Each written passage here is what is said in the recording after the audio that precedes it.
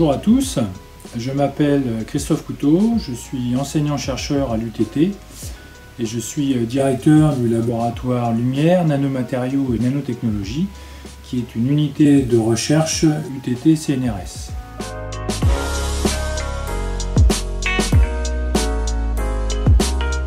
Dans le contexte exceptionnel lié à l'épidémie de Covid-19, l'ANR, l'Agence nationale pour la recherche, a lancé en mars dernier un appel dit Flash à projets spécifiques avec un processus accéléré d'évaluation et de sélection pour des projets pour travailler sur le Covid-19.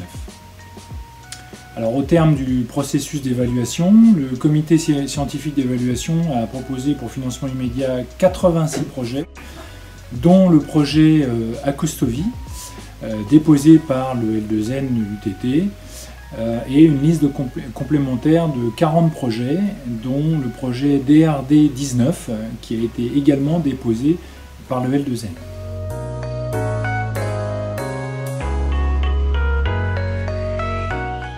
Alors, le projet Acostovi est un projet de biocapteur acoustique et optique pour le diagnostic rapide du Covid-19 sans marquage. Donc notre collègue Elena Ionescu, qui est enseignante-chercheuse au sein du L2N, a été sollicitée par un collègue virologue lyonnais et une entreprise spécialisée dans la synthèse de monocristaux de quartz à microbalance. Et donc elle a été contactée pour son expertise en biocapteurs nanostructurés à détection optique et acoustique, donc qui peut être appliqué au diagnostic médical. L'objectif du projet Acostovi est de proposer un dispositif portable permettant de détecter en moins de 30 minutes soit le virus, soit les anticorps induits par le Covid-19 dans un échantillon de fluide corporel, en garantissant la spécificité et une limite de détection très basse. Donc le capteur détecte de très faibles concentrations de virus ou d'anticorps. Voilà.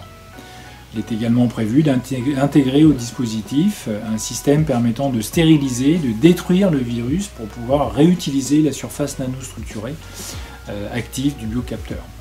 Donc c'est un grand challenge pour l'UTT et le L2N qui ont toutes les compétences nécessaires pour mener à bien ce projet sur des aspects optiques et intégration du dispositif, mais également sur les aspects biocapteurs et diagnostic médical.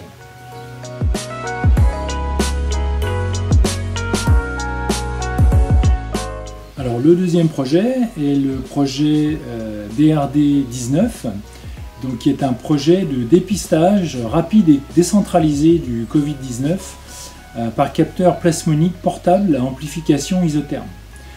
Donc, face à la forte mobilisation des communautés scientifiques dans le cadre de l'appel à projet ANR Flash Covid-19, d'autres partenaires financeurs, dont la région Grand Est, ont manifesté leur souhait de s'associer et d'aider en complémentarité et d'apporter leur soutien direct à des projets sélectionnés, dont DRD19. Donc, c'est le cas pour ce projet qui a été déposé par notre collègue Aurélien Bruyant, enseignant-chercheur au L2N à l'UTT, qui va bénéficier donc d'un soutien financier par la région Grand Est pour ce projet. Ce projet, en quoi consiste-t-il? Eh bien, c'est un système de mesure compact et sur batterie, développé ici, qui combinera plusieurs avancées, donc via des collaborations académiques mais aussi industrielles, avec le cœur de la technologie de mesure qui est un module plasmonique ellipsométrique ultra compact, donc qui a été breveté par le L2N, par le laboratoire Lumière, Nanomatériaux, Nanotechnologies de l'UTT, et qui implique la start-up auboise FazeLab Instruments. Mais il y a également la fabrication à grande échelle de biopuces jetables, qui est ici envisagée par une technologie d'impression dite roll-to-roll, donc en rouleau, qui va pouvoir bénéficier du savoir-faire de l'entreprise française Suris via un partenariat fort et de longue date avec l'UTT.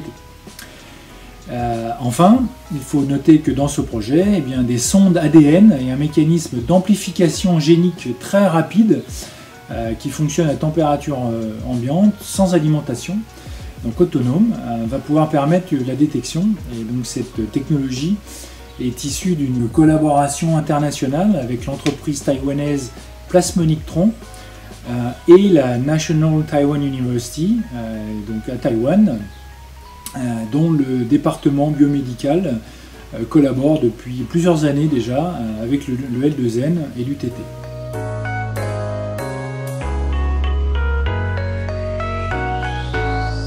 Le montage de ces projets s'est effectué en 4 jours seulement, donc illustrant la réactivité des enseignants-chercheurs et des services de l'UTT, et en particulier de l'administration à la recherche.